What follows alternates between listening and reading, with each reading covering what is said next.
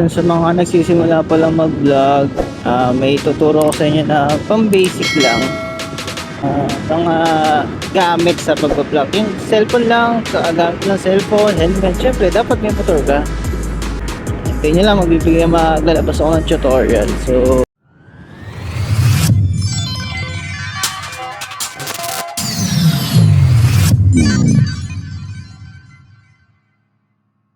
yo, what's up mga lods? Ngayong araw, tuturuan ko kayo kung paano mag-setup ngayon ng cellphone holder doon sa helmet na ginagamit ng mga pang motovlog, yung mga beginner. So ako dito lang mag-i-start. So ganito lang tayo. So eto yung para sa mount. Ganito ata to. Sa mount ang kinakabit sa helmet. And then eto yung holder natin, yung lagay ng cellphone holder. Ay, pita. Yung cellphone holder. So, ito yan. Pasok. And then, ito yung kinakabit sa holder natin, yung ganito. Ay, ito pala to. Yung dyan. Para pumitik, para mailagay yung holder. So, ito naman. So, ito nga yung J-hook. J-hook kung tawagin to. So, itong J-hook to, ito yung lalagyan doon sa paglagay ng cellphone holder. Ngayon, ito naman yung ilalagay natin dito. Gagawin natin. Yun. Siyempre, ito yung lock. Ito yung lock. Yung hulog po. Ito lang pala ito. So, ngayon, siyempre, kumpletuin lang muna natin. Headphone. So, yung iba kasi ginagamit lang dito, helmet. Yung headset. Kung wala kayong mabiling ganito, mura lang naman to sa Shopee. Actually, lahat naman ng gamit na to sa Shopee ko lang pinili. Pang beginner lang naman. Saka lang tayo mag-provide ng mamahalin. Saka yung ginagamit ko nga palang pag-vlog, hindi naman action cam. Cellphone lang muna tayo. Wala pa tayong budget eh. So, cellphone lang muna. Ayun. So, ano pa hinihintay natin? Sige. Ngayon, i-set up na natin. So ngayon, set up natin. Una-una, kailangan ng helmet. Okay. Helmet ko, ito Zebra Easy R22. So lumang model na to, alaga lang sa punas, tsaka alaga lang pati yung may-ari nag-aalaga. Ayan. Ayan. Sige, set up na natin. So wala pa tatagalin, set up na natin to. Mabilisan lang siguro to. So, let's go! Ano sa natin mula? Ito, kapit natin dito sa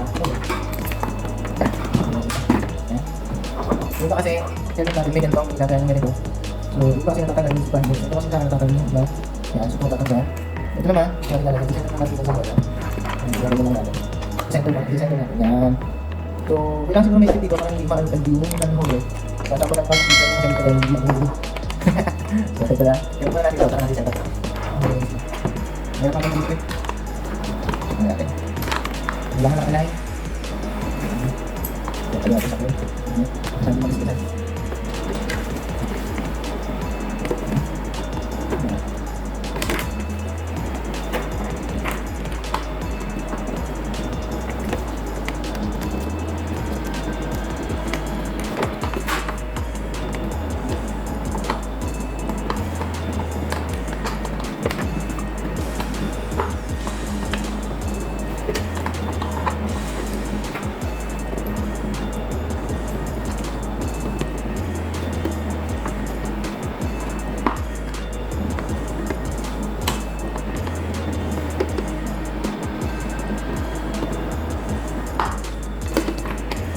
Yes! Kapit na natin. Ayan, nakikita na natin. So ito, bahala na kayo itago pa. So paano may tatago ito? So iba kasi, ito kasi na kayo ito, may ganito pa siya sa baba eh. So, pwede mo siya itago. Pwede mo siya ito kung nakatago lang. So, iba kasi wala, yung ibang helmet, walang ganun eh. Unlike sa mga Evo, mga mamahaling pang brand na yung helmet. Pero mga helmet, sa akin kasi, hindi naman siya talaga ito, pero hindi naman siya mahal. Siguro may ganito lang talaga. Ayan. So, yun na guys. Nawala na siya. So, yun na natin. Nainupit na natin. Then, next natin is itong J-hook na isa-setted. Itong J-hook. J-hook to kung tawagin. Sinasalpak dito. So, pwede siyang pababa. Pwede rin siyang pababa. Pataas na ganito. So, akin kasi pababa siguro. Di ba yun na? Magkiklik yan. Madidilig yung magkiklik. Okay. Ayan, magaling na natin. Ngayon na natanggal ito. Quality. Yan. So, set up na natin to. Yan, hindi yung pag-assemble. Pagdikitin lang natin yung cellphone holder. Lalagay natin sa J-hook. Yan, tapos itong lock. So, saan natin lalagay yung lock? Ba't kasi dyan dapat sa kabila ka?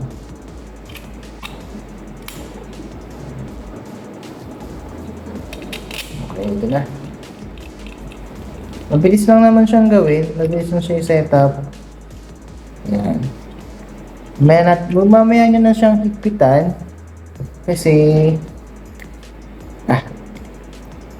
Ay, sakit. Mamaya nyo na siya higpitan kasi... i-setup nyo pa yung cellphone nyo dun sa helmet. So, pag nagmo-motovlog na kayo, pag nakikita nyo na yung sarili nyo dun sa daan na nakakabit na dito. So, isa-set up mo pa yung cellphone mo kung nakahulma ba or nakatama ba yung sight. So, huwag mo muna higpitan. So, ito na. Nakakabit na. So, ito naman yung ikakabit natin. Ito naman siya. Cellphone holder. Yan. So, ito na siya. Finish product natin. Kaya ito sinasabi ko sa inyo, huwag nyo muna siyang ihigpitan kasi panigurado, ibababa nyo pa ang ganyan yan o igaganyan pa para nakikita pa rin yung panel gauge ng motor nyo or syempre, hindi lang daan yung nakikita nyo, pati yung nasa kabilang daan nyo. So, ito, ikabit natin sa helmet. Ito yung parang spoiler eh.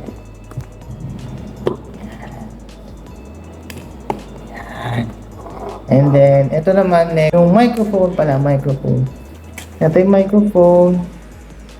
Ito yung ngayon ilalagay dun sa cellphone para, tapos ilalagay mo naman dito, iipit nyo lang dito yan.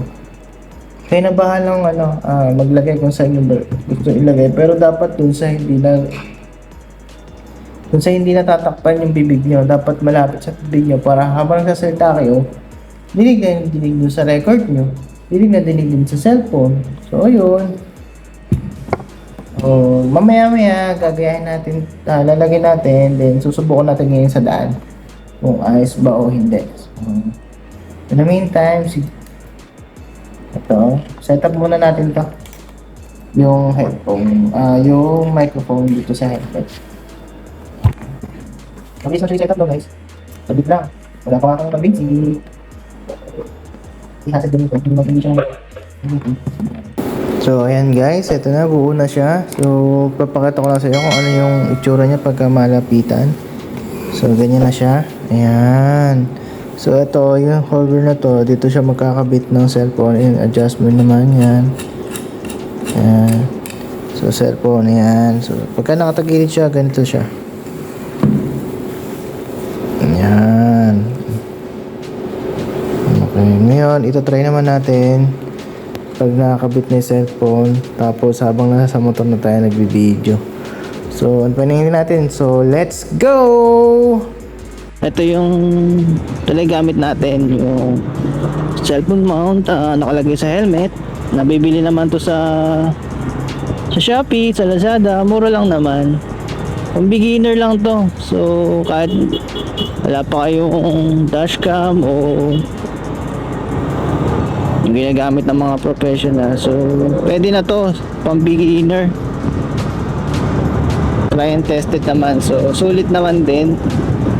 Yan, ito gamit ko ngayon. So complete set naman pag binili nyo. Syempre kailangan nyo talaga ng helmet. Mura lang siya, wala pa atang 200 or Basta ganun ko lang siya nakabili.